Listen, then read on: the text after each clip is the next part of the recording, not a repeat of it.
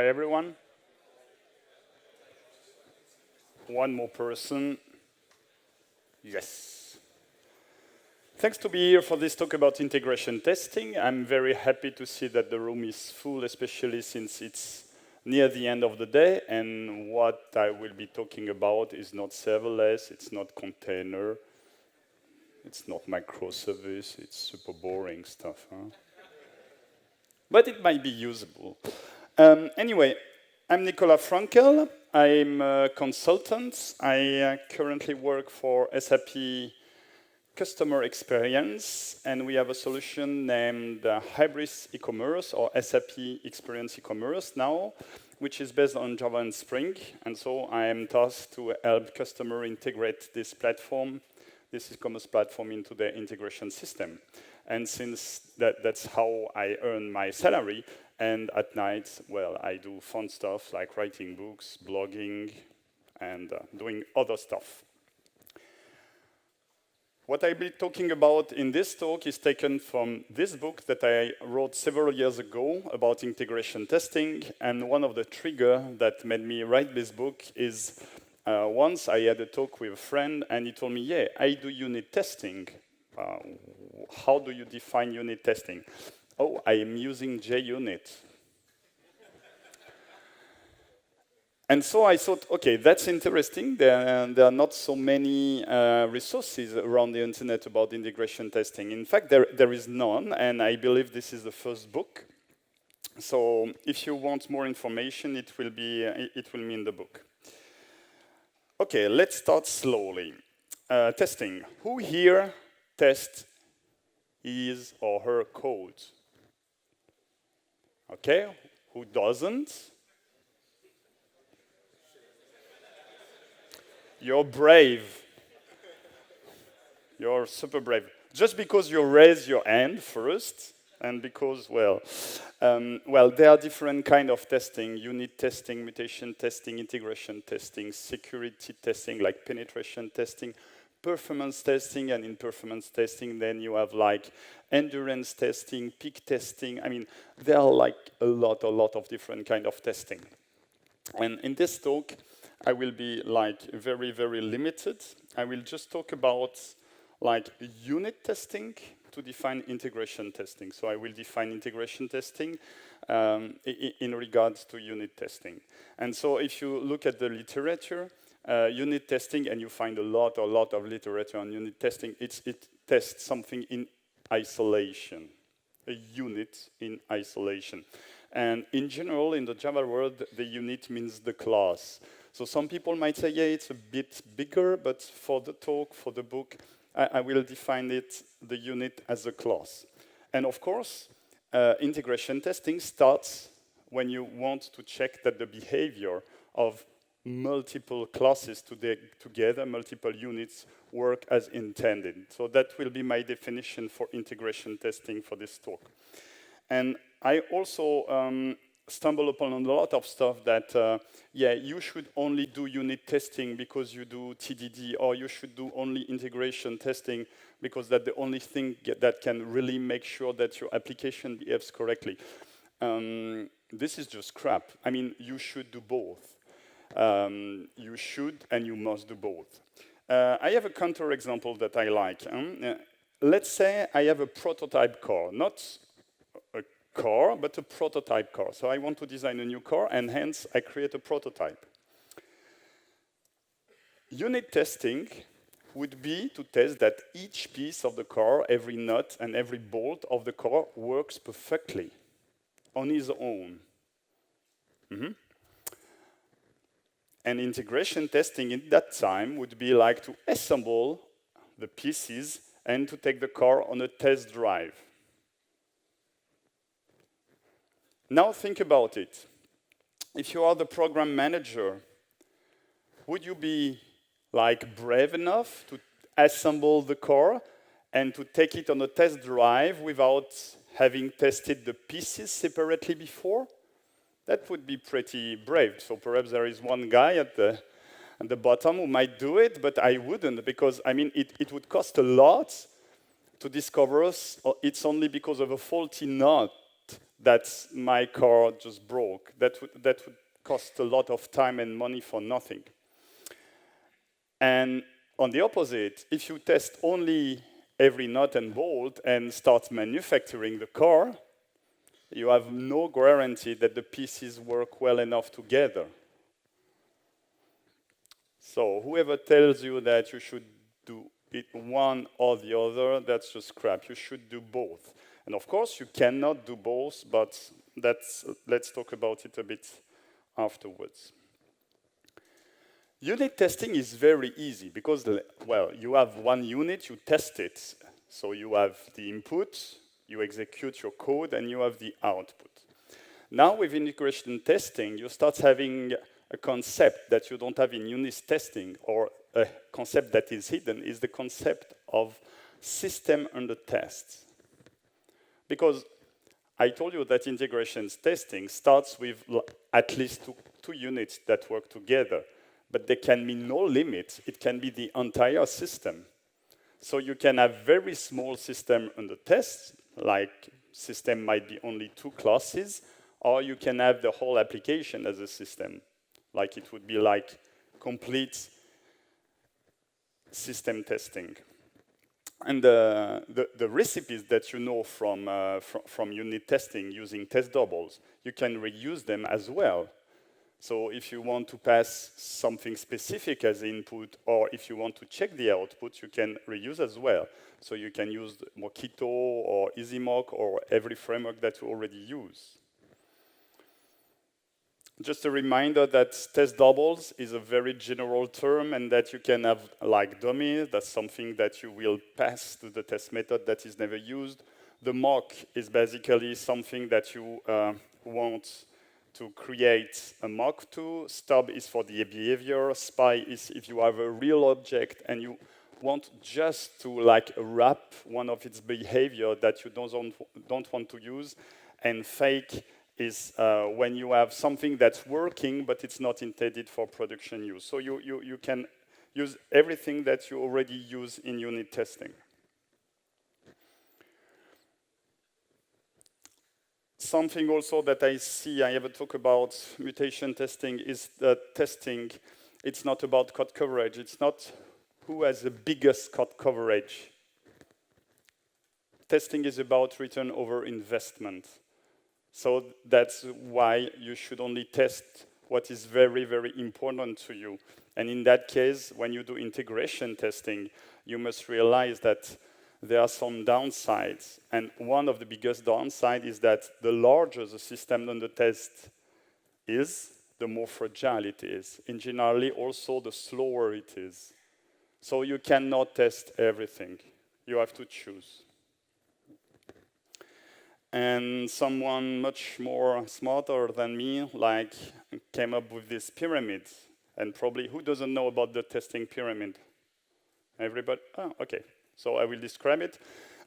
So basically, this pyramid tells you that the smaller unit test, the test where the system under test is limited to like the class, you should have a high number of them. You should cover nearly every case for them. And the higher you get, the larger your system under test is, the more fragile it is, and of course, the less you test. So if for example, we take an e-commerce application, at the top of the pyramid, you should probably have 2 or 3 tests. One is like anonymous checkout, so how can I order if I'm not logged in? And the other is I already have an account and I try to put stuff into my basket, and not more. And all the exceptional cases, the stuff that the exception handling stuff should happen at the lower level.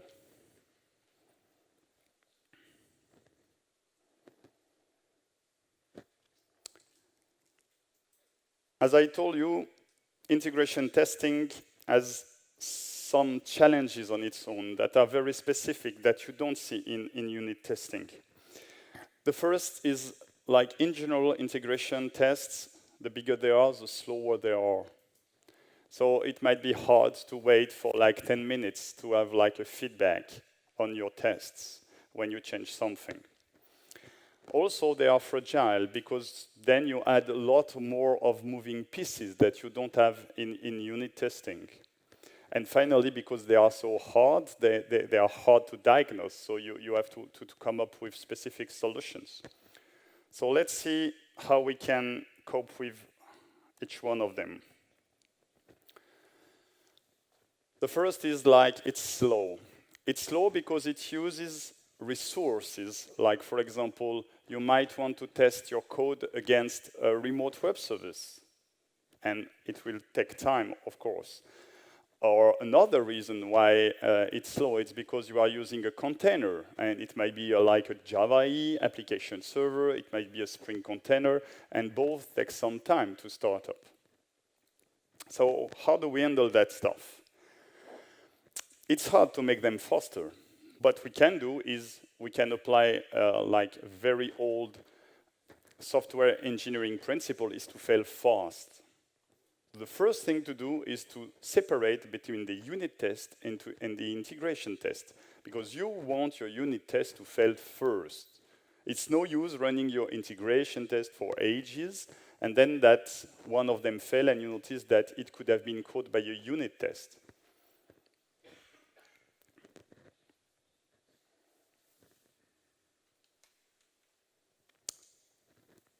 The separation is made through your build tool. Who here is a MAVEN user?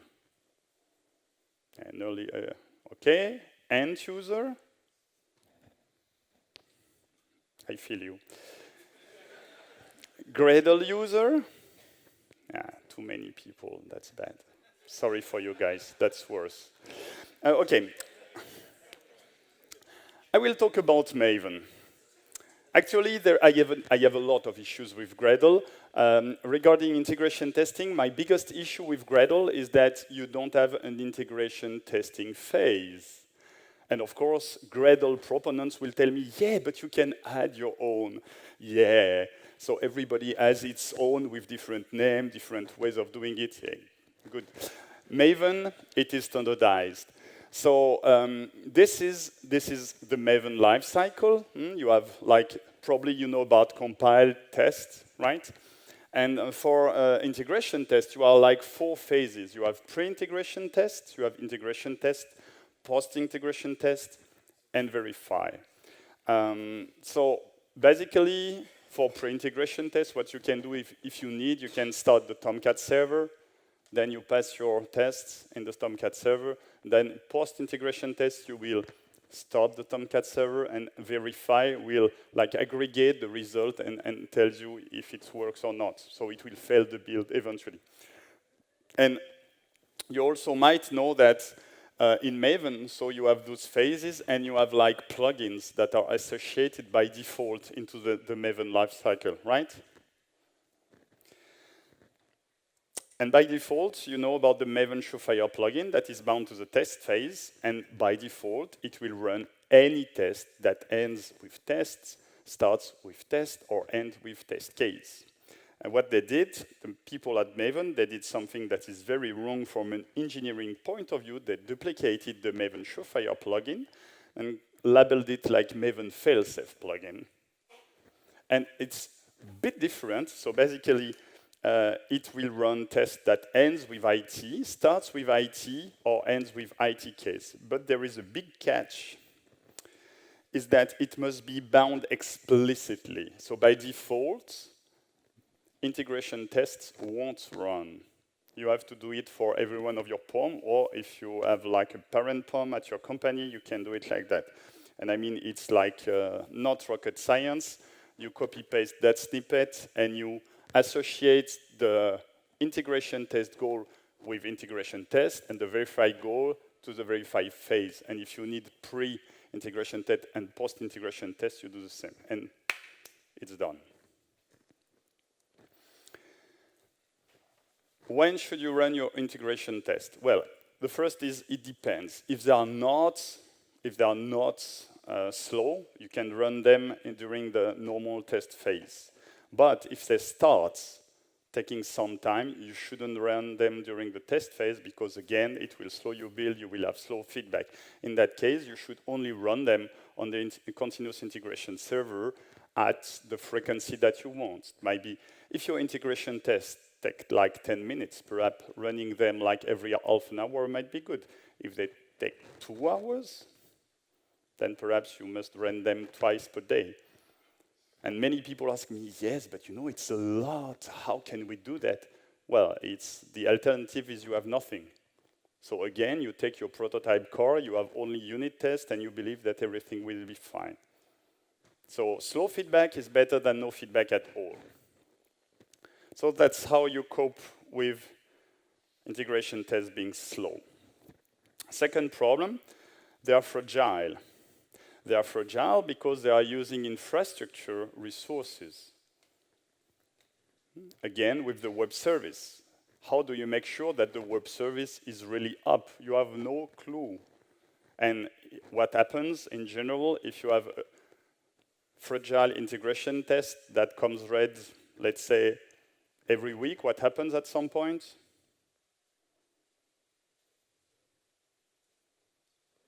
Nobody? Too late? Too sleepy? At ignore. I mean, you ignore it, and that's fine. But then, of course, that's not what you want. There are a lot of infrastructure resources. One of them is very stupid. It's a file system. It's an infrastructure resource. Like, let's say that your application needs to write on disk.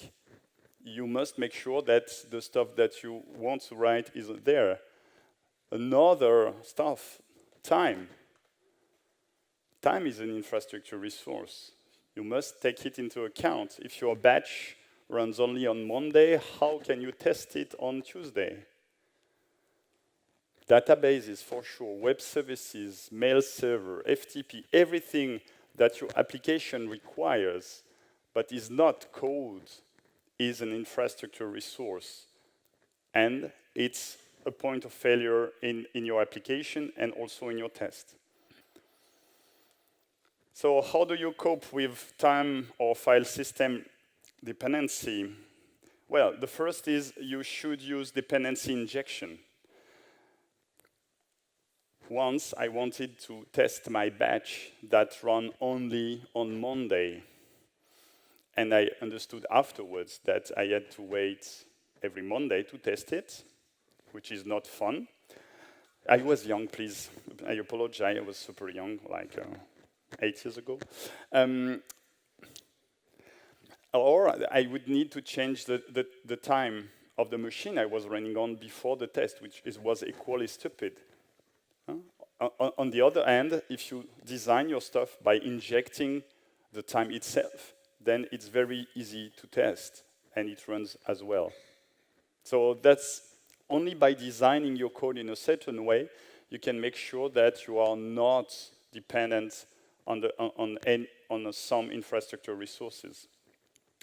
Also, if you are able to use abstractions, for example, if you are dependent on the file system, you have the file, the old good java.io.file, which is a heavyweight object, or instead you can use the new path one.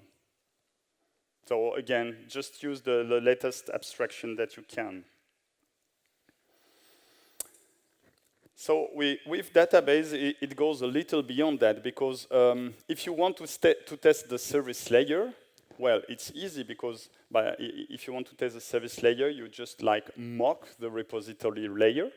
But if you want to test the repository layer, would you mock the database? Doesn't make any sense to say, hey, database, I want to test my code, but if I send you that, I want you to give me back that. It tests nothing. So in that case, what we have is we will use the fakes. You know, the stuff that behave like they should, but they are not ready for production. For example, I have this Oracle database use case because most people are using Oracle, but it also applies to your own, to MySQL or Postgres or whatever. But for Oracle, basically you have 3 levels that you can use. First, you can use like in-memory database like H2 or hypersonic SQL. It's not as good as if you used Oracle, but it's very easy to set up. You can like set up Oracle Express on your machine or on the testing machine.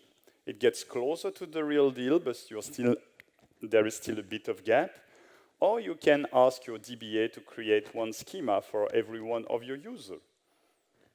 And here you have the biggest confidence, but it's also the harder to set up and probably the most expensive. And some DBA might tell you, no, not. I won't create 10 schema for every one of your application.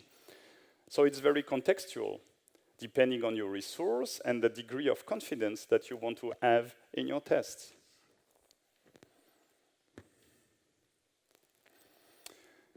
For the record, H2 has a compatibility mode with Oracle, so you can, when you create the data source, you can tell it like mode Oracle, and it will accept a lot more than it would otherwise do. Web services. Who is not dependent on web services today? Great. You are doing like bytecode manipulation, right? Yeah, something like that. If you do business in general, business application, chances are, yeah, you will probably call web services at some point. There are different ways to look at that. So the first thing is to say, okay, those are not my web services, those are not made by me, or those are mine. And so depending on the use case, I will like change my strategy. Unfortunately, even the web service that your own team, your own organization develops, they are not reliable. There is a high chance the environment might break at some point. Again, it will raise a red flag. If it happens regularly, I'd ignore and you are done. So I think in that case, the best is to check about the architecture that you are using, whether it's a REST call or a SOAP. And we will use fakes again. And for that, I advise you to take any micro framework. Like I'm using Spark. Who knows about Spark? A few people. But any small web framework can do the trick. And you can even use Spring if you are more comfortable with Spring, but it's just a bit bigger. And in a few lines of code, you can basically fake your stuff. So here I show how you can create a simple like fake. So you will say that, yeah, it will run on localhost, you set the port, and when it receives a GET request at /hello, it will return that. What it return, when it gets a GET request at user/foo, then it will return user plus foo, and so on and so on. So very easily you can create fakes for your test that are very easy to set up. And very important, if you need to like return like a JSON file, you don't write the JSON file in your code. You just create the JSON file, then you read it in your code and you return it then because it's easier to update. And that's, again, just small tip. If you want to do the same with SOAP, it's possible, but it will be very, very hard. Who here is dependent on SOAP web services? Okay, so 10% of the room. So right now what you can do is you can use this SOAP UI stuff to set up your fake server, and then you can run the example. And I mean, it's great because it has a GUI, so I mean, a tester can do it. It has a very good documentation. It understands everything that is like SOAP specific. You don't need to write anything yourself. And in general, what you do is you get the WSDN, you create the service around it, the mock service. You run it, and then you tell your application that you point to localhost, and it's good. Anybody has any issues with that?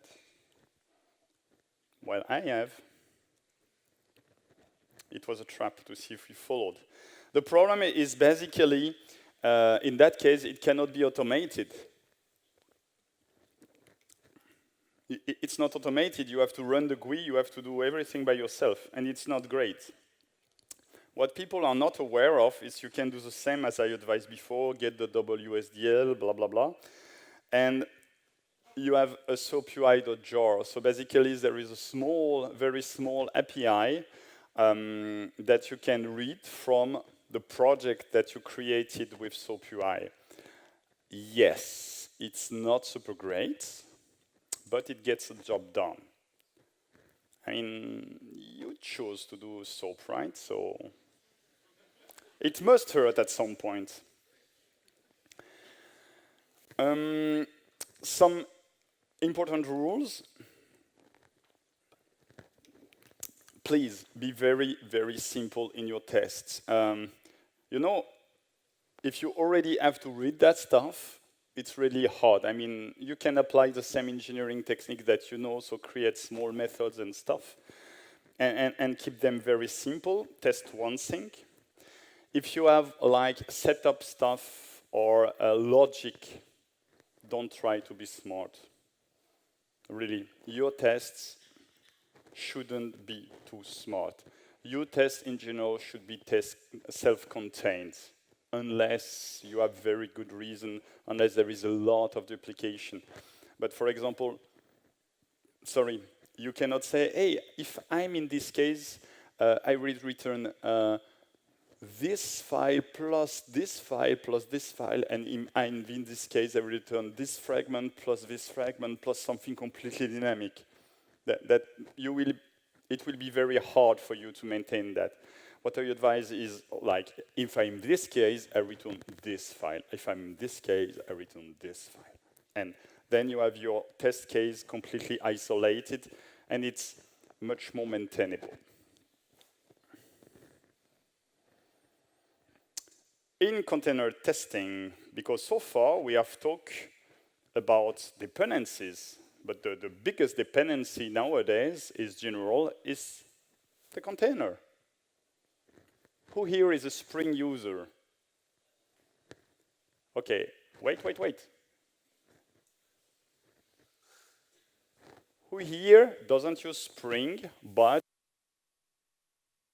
server? Hey, keep your hands up, guy. Okay, so there are a few of you who don't use neither. That's good. So you are using serverless. No, it's good. So basically, anyway, in general, you are using a container, whatever it is. It might be an application server, it might be Spring, it might be different stuff. Since I'm more of a Spring guy, I will take some slide to talk about Spring, and if I have time, I will talk about Java EE specific testing. So basically, in what I showed before, I showed you how you can test your system under test, but without talking about the container. So basically, so far, you have no clue whether the configuration of your container, the wiring or dependency together is right or not right. And that's where a very important lesson comes in. Your configuration cannot be monolithic. The configuration must be broken down depending on how you will test. For example, here is I want to test something against like a fake data source, and I want to run it into production with the real data source. And since I will be running into Tomcat, I will be using a GNDI data source. In that case, I need to break my configuration down into 3 different fragments. Like the main one, service depends on repository, depends on data source bean, and then I will have one data source bean for the test config, and one data source bean for the GNDI production config. And it can be XML, it can be anything. I took XML because it's easier to write, but it can be Java config or anything. So here is the same in Java configuration. And either you put them into different files that you load, or you put them in different profiles that you load. So it depends. Now you have profiles, so some people don't like to send test codes in production.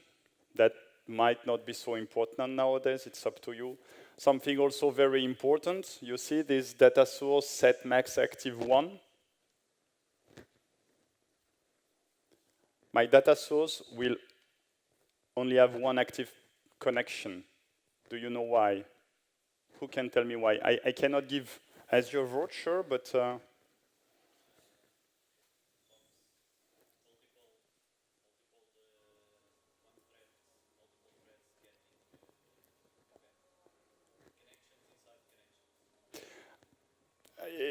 it's on the right path. Basically, it's to check whether your code released the connection. Because you can, if you don't release the connection, at some point you might have like a connection leak. And if it happens in production, you will need to reboot your server 2 times per day. Or perhaps more. And by doing that in your tests, by doing that even in your development environment, if you forgot to do it, then you will get burned very, very fast. Again, it's about fail fast. So this is very important. If you want to use fragments, so not profiles, this is how you can do it. So you have SRC main Java, and then you can have your main configuration and your data source configuration, and your test configuration will be in SSC test Java.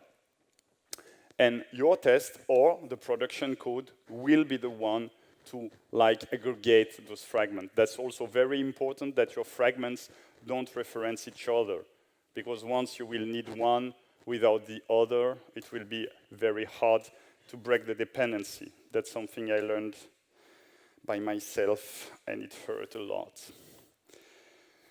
So, as I said, use a top-level assembly, either your test or your production code, to aggregate the fragments.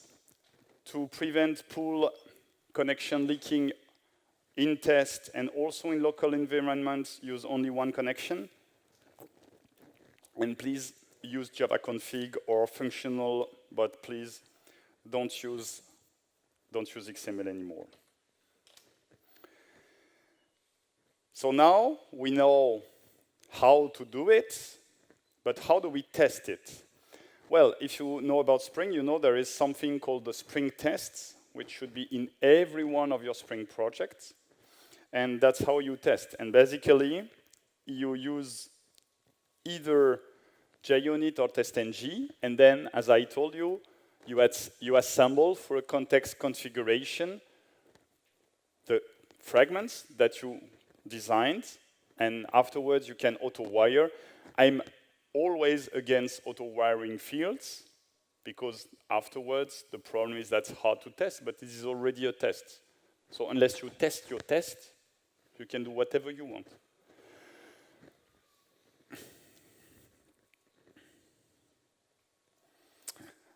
Some fun parts. You want to test with the database, of course, so unless you are some hype guy who use MongoDB and everything is fine and YOLO, you only live once, probably you have transactions, right?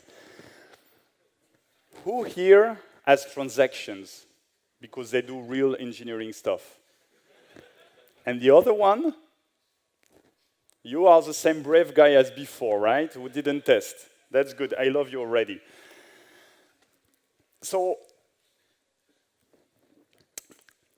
as soon as you start having this transactional stuff, you want to test transactional. And the problem is when a test fails in Spring. OK, hello. When a test fails in Spring, it rolls back by default. And the problem is, when a test fails, the first thing that I want to do is what is in the database? What is the result? So the default is really not great. So in order to handle that, you have this at commit annotation. So you can say that by default, your test will be transactional and it will commit even if it fails. Now, if for whatever reason, though I'm afraid there is no valid one, but you can still use rollback to say, okay, in that case, you will roll back anyway. But this is the default, and that should be always, always, always the default. You notice that I'm using JUnit 4 in those examples. You should never do that. You should use testng. Who here knows about testng? Who here uses testng? Okay, now it's what? Tuesday. Tomorrow you get back to work, you change all your JUnit dependency to testng when you do integration testing. There is only one single reason. I mean, JUnit 5 did a lot of stuff, but there is a real issue.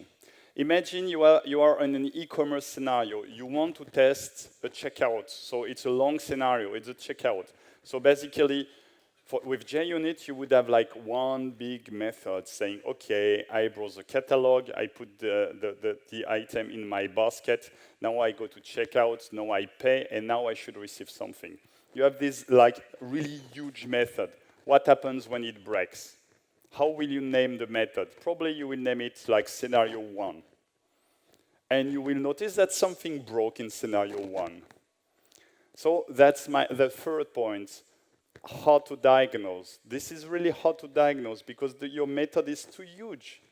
You cannot use the same method that you use with unit testing with integration testing.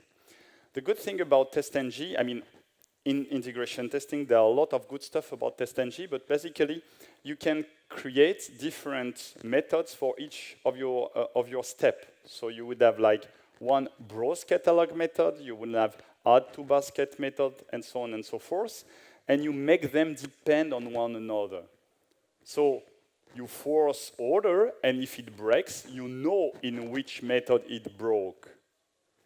That is something that you cannot and that you shouldn't do in unit testing, because unit testing methods are supposed to run in parallel because you are not dependent on one another, and it's perfectly fine. But because JUnit was, like, I mean, the name, it implies that it's meant only for unit testing, so you cannot use JUnit for integration testing. If you do integration testing, you should switch to testng, and with testng, you can also do unit testing.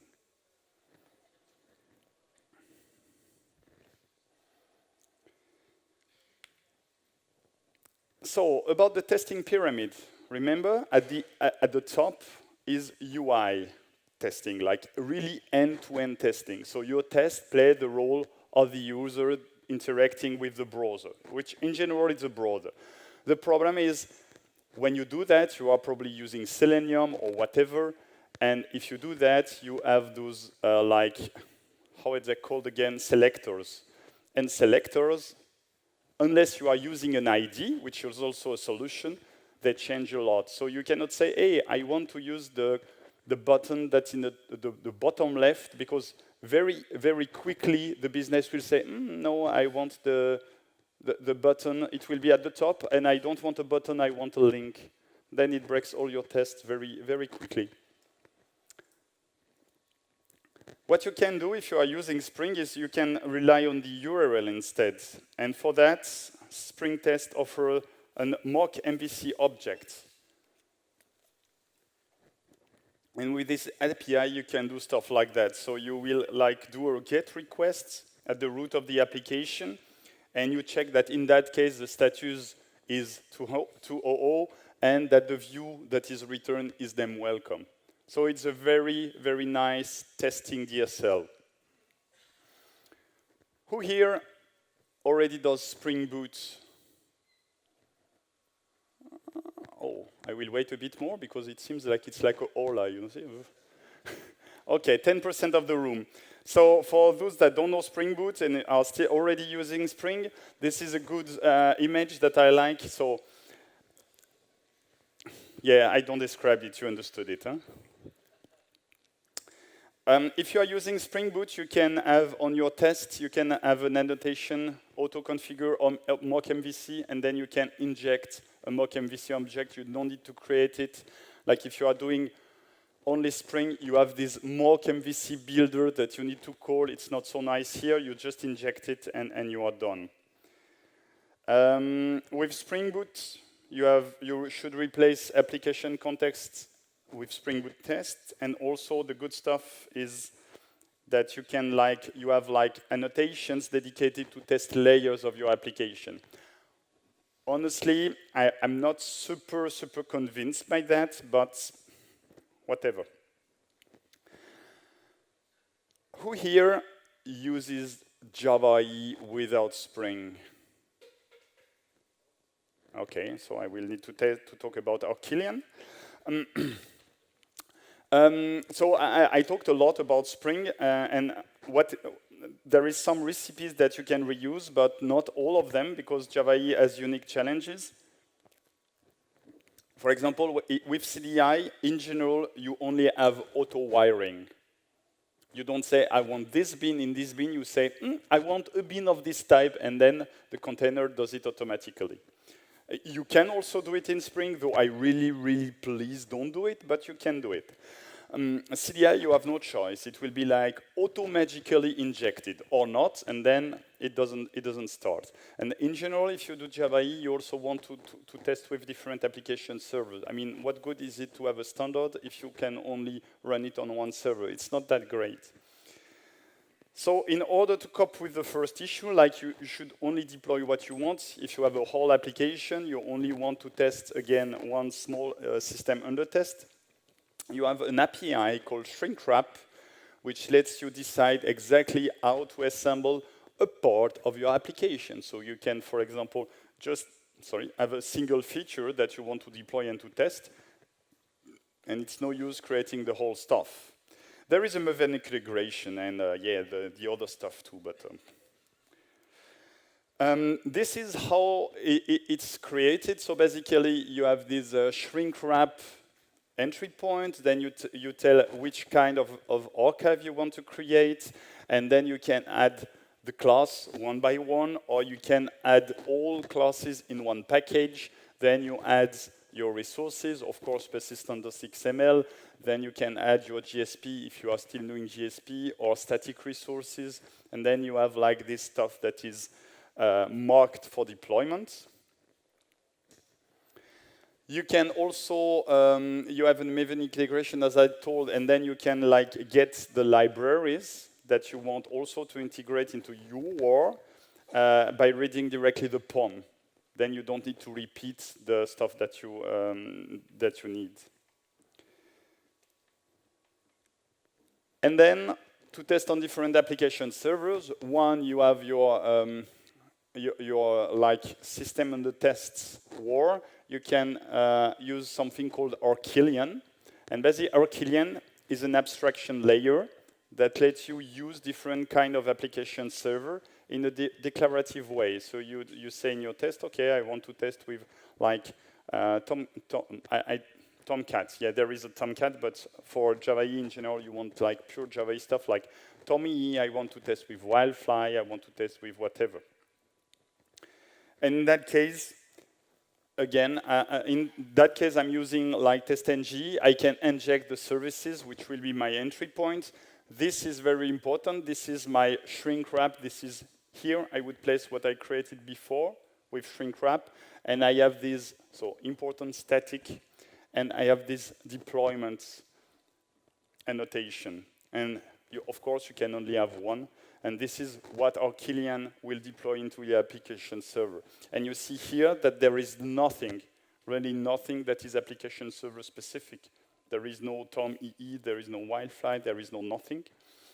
What happens is in a ARQUILLIAN.xml file where you say, okay, I want to test with Tom EE and I will take any port. And so you can change this file depending on your needs. So your tests are completely agnostic in a pure Java EE way, and the configuration is the one that you will use. ARQUILLIAN has many different extensions. For example, you know about JUnit?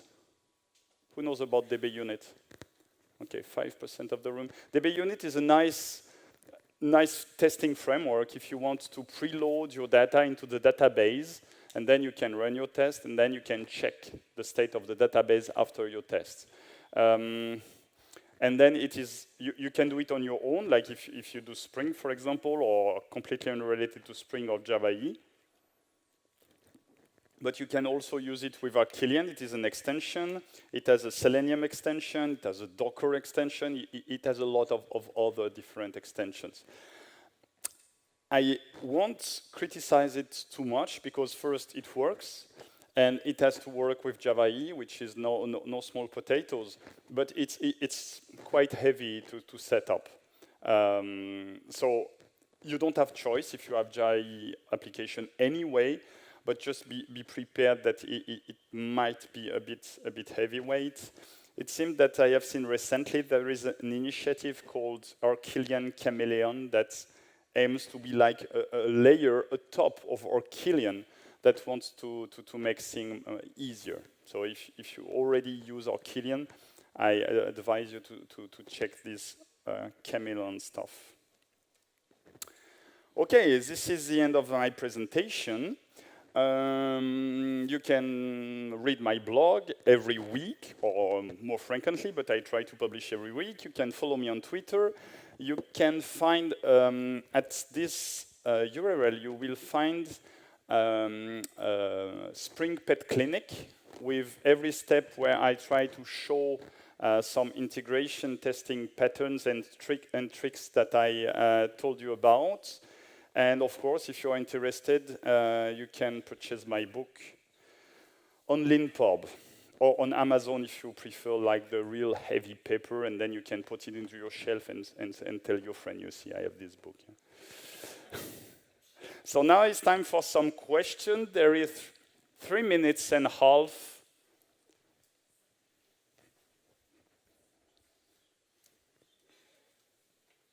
So it was the best talk ever or the worst ever? When I have no questions, it's always, especially since we're in Portugal, like people are supposed to be like very easygoing, not be afraid. Like if you talk in the Nordics, like it's like, at the end of your talk, everybody is looking at his feet, but here, I mean, guys, no questions. It was super clear. There is one question, but thanks for the, it was super clear, yes, anyway. So for you, it was not clear, but you are the Gradle guy anyway, so what did I expect? Yeah, I'm the guy that uses MongoDB, so. Oh. Oh, thank you for the very insightful talk. It's not a doubt, it's more, in your experience, how do you handle with end-to-end testing? I know that you brought that subject on the ID or having a data attribute, but how about the page object pattern or persona use cases? Can you teach us a little bit about your experience and tell us how do you approach that problem? Well, in 2 minutes, it will be hard to teach you anything, but you already know about the page object. When I discovered Selenium, I was super happy. I thought, wow, it's super cool. And then I showed it to the business analyst and to the project manager. I told them, you know, you don't need me anymore. Now you can create your tests using, at the time, there was this Selenium recorder on Firefox, and they created tons and tons and tons of tests. And of course, the problem is not creating the test. The problem is maintaining the tests. So now I don't advise it anymore. I ask the software engineers to create the Selenium test, or I mean the automated tester. Of course, you can already use the page object, which, I mean, it's not you can, it's you should. Because again, since you are at the top of the pyramid, it's the most fragile stuff ever. So first, don't have too many tests. Again, 3, 4 maximum that test only the nominal paths. Use the page object pattern. Have either like IDs for the selectors, or like I showed, don't test like end-to-end, but just test at the URL level. And then what I also tried to do once, and it worked pretty well, is to have like Cucumber on top of Selenium. So basically, it's a bit harder to do it, but when you have like this scenario and your business run the test, or at least look at the result of the test, if something breaks, they know exactly where it is, which might also be a good thing. Also with Cucumber and Selenium, there is a nice integration, and you can take a screenshot when something breaks, which is also super good. Well, I didn't teach you anything, I see. You already know all the tricks. But you are a MongoDB developer, so.